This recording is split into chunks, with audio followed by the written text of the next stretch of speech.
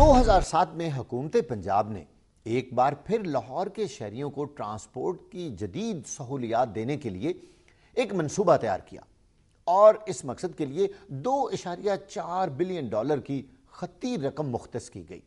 یہ منصوبہ سن 2020 تک مکمل کرنے کا حتمی فیصلہ کر لیا گیا۔ ناظرین، اس منصوبہ کے حوالے سے آئیں ہم آپ کو دکھاتے ہیں کہ اس کے پروجیکٹ کوارڈینیٹر کیا کہتے ہیں۔ یہ فراڈ کی کل رقم 40 کروڑ روپے ہے جی۔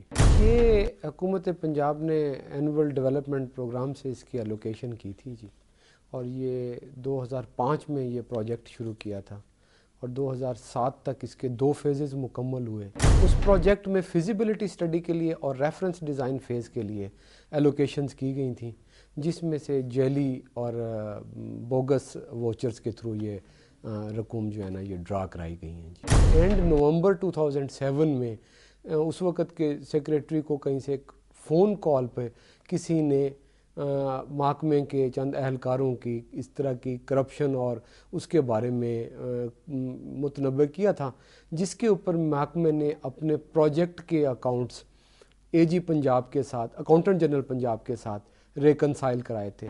یہاں پر آپ کو یہ بات بھی بتاتا چلوں کہ اس فراڈ میں اکاؤنٹنٹ جنرل پنجاب کے کچھ افسران نے بھی نہایت اہم کردار ادا کیا۔ ہمارے پہلی انکوائری کی فائنڈنگز کے بعد ہم نے اسی وقت 3 نام جو ہیں فارورڈ کر دیے تھے، اور اس میں ہیں ایک طاہر محمود شرازی صاحب جو اکاؤنٹ افسر ہیں اور ہی از BPS 17 یعنی 17 اسکیل کے وہ افسر ہیں۔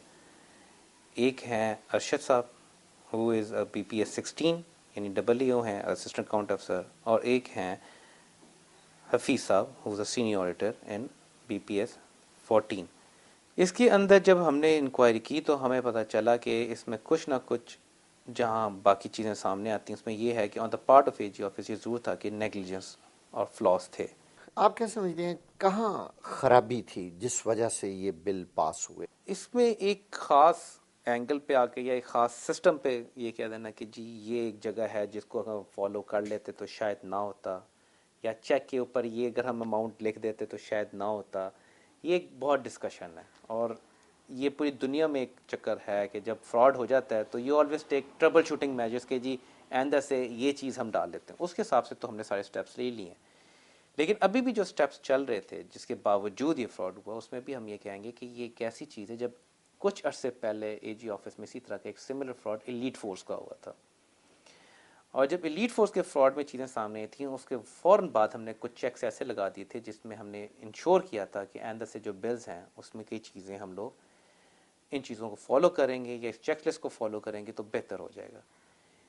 لیکن اگر دیکھا جائے بل میں اگر باہری جو ہے جہاں سے بل انیشیٹ کیا جا رہا ہے جو ڈپارٹمنٹ ہے اور وہ تمام ڈاکومنٹس لگا کے دے رہا ہے، تمام چیزیں جو ہیں پوری کر کے دے رہا ہے، تو ہمارے AG آفس میں کوئی ایسا سسٹم نہیں ہے جو اس چیز کو فالو کر سکے کہ یہ بل کیا 2 نمبر ہے یا نہیں ہے۔ 2 نمبر نہ سے کہ ہم کہتے ہیں کہ فراڈلنٹ پیمنٹ ہے یا نہیں ہے۔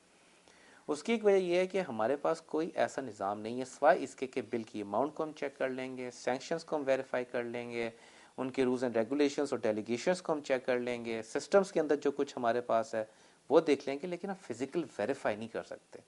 یہ ڈپارٹمنٹ کے سیکرٹریز کا، یہ پرنسپل اکاؤنٹنگ افسر کا کام ہوتا ہے، یہ ایکسٹرنل آڈیٹرز کا کام ہوتا ہے کہ وہ جا کے دیکھیں۔ ہمارا کام پری آڈٹ ہے۔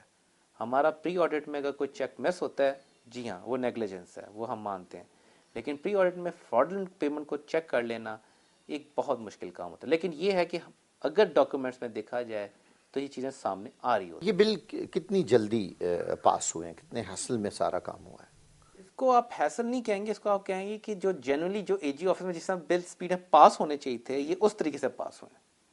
مطلب یہ بل اگر انٹر ہوتا تھا نیکسٹ ڈے تک چیک ان کے پاس ڈیلیور ہو چکا تھا یا پھر سیم ڈے ڈیلیور ہو جاتا تھا اور کانٹریکٹرز کو پیمنٹ ہو جاتی تھی۔ یہ بھی پتہ چلا کہ کئی جو چیکس ہیں وہ ایک گھنٹے میں بنے ہوئے۔ جی ہاں بالکل ایسی بھی ہے کہ جس میں ایک گھنٹے میں بنے۔ اگر اس میں بھی ہم جائیں تو اس میں یہ ہے کہ گھنٹے میں اس طرح ہے کہ بلز کی جب تعداد آنا شروع ہوتی تھی تو ہوتا یہ تھا کہ آپ کے ایک بلز پاس ہو رہے ہیں، ان کی جو پاس بل سٹیٹمنٹس ہیں چیک میں جا چکی ہے، وہاں سے چیک ابھی بن رہا ہے، اسی دوران آپ کے اور بلز آ گئے، ان کی پاس بل سٹیٹمنٹس بھی چلی گئی ہے۔ آپ سوچ رہے ہوں گے کہ اتنے بڑے شاطر کھلاڑیوں کی جانب سے کھیلا گیا یہ کھیل اور یہ ڈرامہ किस तरह मंजर आम पर आ गया।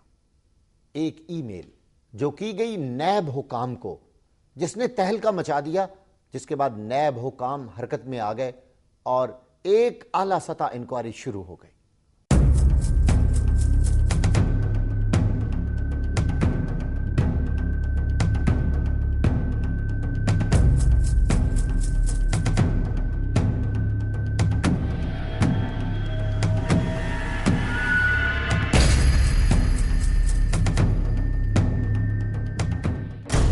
साहब ये बताएं, लाहौर मास ट्रांजिट रेल का जो एक माली स्कैंडल आपने पकड़ा है, आप पर इंकशाफ किस तरह हुआ इस केस का? ये केस हमें रिपोर्ट हुआ था बाय एनोनिमस ईमेल जी। उधर से इसकी पहली खबर हमें आई थी और उसी ईमेल के ऊपर नैब ने इसका कॉग्निसेंस लिया और अपनी इंक्वायरी शुरू की थी। अच्छा, ये मास ट्रांजिट रेल का ये जो फ्रॉड हुआ है, तकरीबन 45 करोड़ रुपया बताया जा रहा है, राउंड अबाउट इतनी रकम है। अब तक इसमें रिकवरी कितनी कर चुका है नैब? ये एक्चुअली इस वक्त तक जो फ्रॉड अनकवर किया गया है उसकी रकम बनती है तकरीबन 41 करोड़ रुपए, जिसमें से जो रिकवरी है वो कुछ तकरीबन 30 करोड़ रुपए तक हो चुकी है कि असासे जो कि इस रकम से बनाए गए उसकी निशानदेही नैब ने कर ली हुई है। तफ्तीश के दौरान नैब ने जो इनके असासों की निशानदेही की और उनके ऊपर फ्रीज ऑर्डर लगाए, उससे इन लोगों के लिए जरिया मुआश ख़त्म हो चुका है। नाज़रीन, आपने देखा कि सरकारी खजाने से खुर्द बुर्द की गई 40 करोड़ रुपए की रकम की किस तरह बंदरबांट की गई। इन फ्रॉडियों ने तकरीबन 34 घर खरीदे और बहुत सारा गोल्ड भी खरीदा गया। इस हवाले से हम मजीद हकायक से आगाह करेंगे आपको। ब्रेक के बाद हमारे साथ रहिए।